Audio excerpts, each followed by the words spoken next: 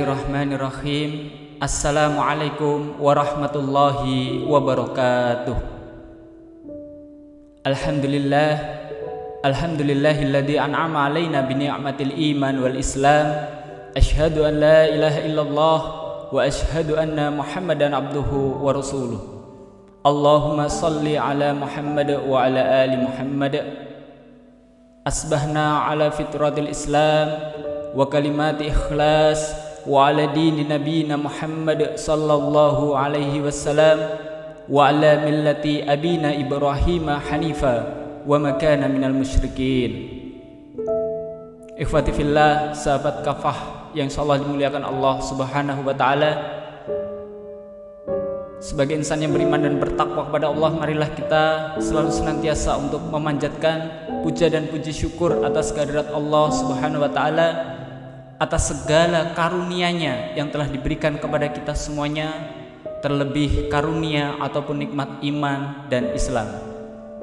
Shalawat dan salam semoga senantiasa terlimpah curahkan pada uswatun hasanah kita Nabi Muhammad sallallahu alaihi wasallam, para keluarga, para sahabat, para tabi'in, tabi'ut tabi'in, dan orang-orang yang senantiasa istiqomah meniti Islam ini hingga yaumul akhir. Ikhwati fillah, sahabat kafah yang insyaallah dimuliakan Allah Subhanahu wa taala, dimanapun Anda berada,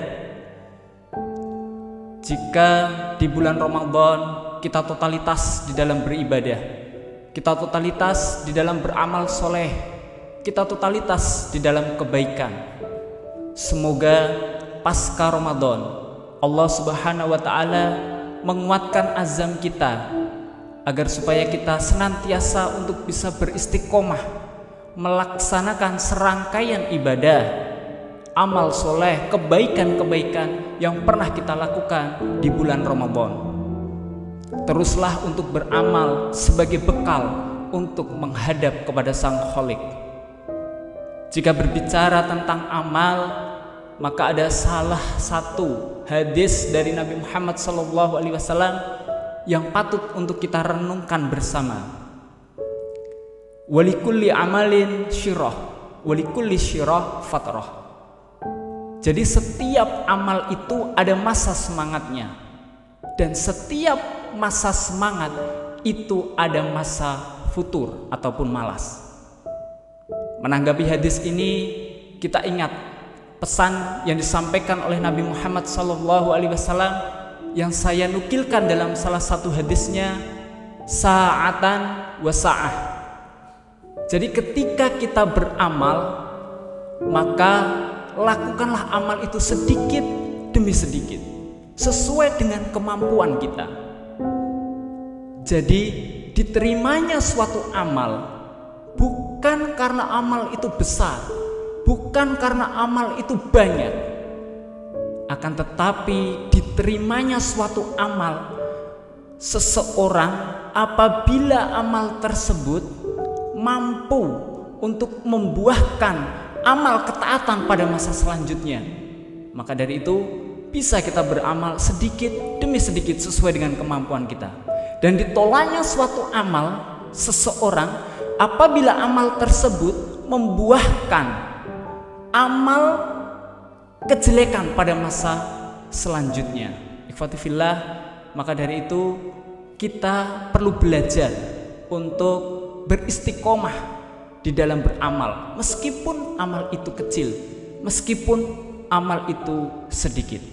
Ikhwati fillah, sahabat kafah yang insyaallah dimuliakan Allah Subhanahu wa taala, perlu saya tegaskan kembali di sini bahwa suatu amalan yang istiqomah, yang konsisten, amalan yang kontinu, amalan yang terus berkelanjutan, walaupun itu kecil, maka hakikatnya itulah yang mampu untuk menghadang virus futur masuk ke dalam diri manusia.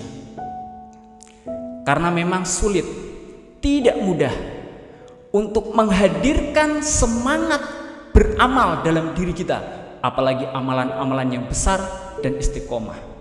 Akan tetapi mudah menghadirkan semangat untuk beramal ketika kita beramal dengan amal yang kecil, dengan amal yang sedikit. Ikhwati fillah, sahabat kafah yang insya Allah dimuliakan Allah Subhanahu wa ta'ala, perlu kita ketahui bersama bahwa suatu amalan yang kontinu, yang istiqomah, walaupun itu kecil, maka itu akan mampu untuk mengungguli amalan-amalan yang tidak istiqomah, walaupun amalan itu adalah amalan yang besar. Wallahu a'lam bishawab. Ikhwati fillah, kemudian yang menjadi pertanyaan adalah, apa contoh amalan yang mungkin amalan sederhana, amalan yang ringan, amalan yang barangkali bisa dilakukan oleh setiap orang? Tentu ini sangat banyak sekali jika kita sebutkan satu persatu.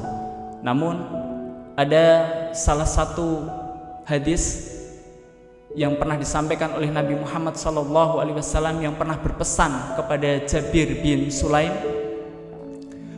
wala tahqiranna syai'an minal ma'ruf wa an tukallima akhaka wa anta mumbasitun illahi wajhuka inna dzalika minal ma'ruf.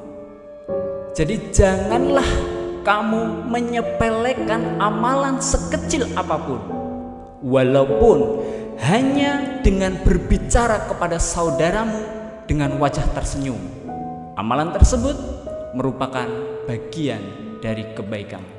Ikhwati fillah yang seolah dimuliakan Allah Subhanahu wa ta'ala, tentu ini adalah salah satu cara bagaimana umat Islam itu berkomunikasi dengan saudaranya sesama umat Islam, yaitu dengan menghadirkan wajah tersenyum di saat berbicara, di saat berkomunikasi.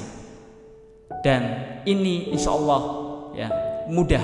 Hanya saja kadang kita lupa atau bahkan kita terlalu menyepelekan ini. Dan jika ini kita lakukan, insya Allah ini adalah salah satu cara untuk menjaga relasi, mempertahankan relasi sosialnya, baik di lingkungan keluarga, di lingkungan tempat kerja, maupun pada masyarakat yang lebih luas. Ikhwati fillah, sahabat kafah dimanapun Anda berada, tetaplah untuk berbuat baik dan jangan bosan untuk menjadi orang baik, karena kita tidak akan mampu, kita tidak akan pernah tahu kebaikan.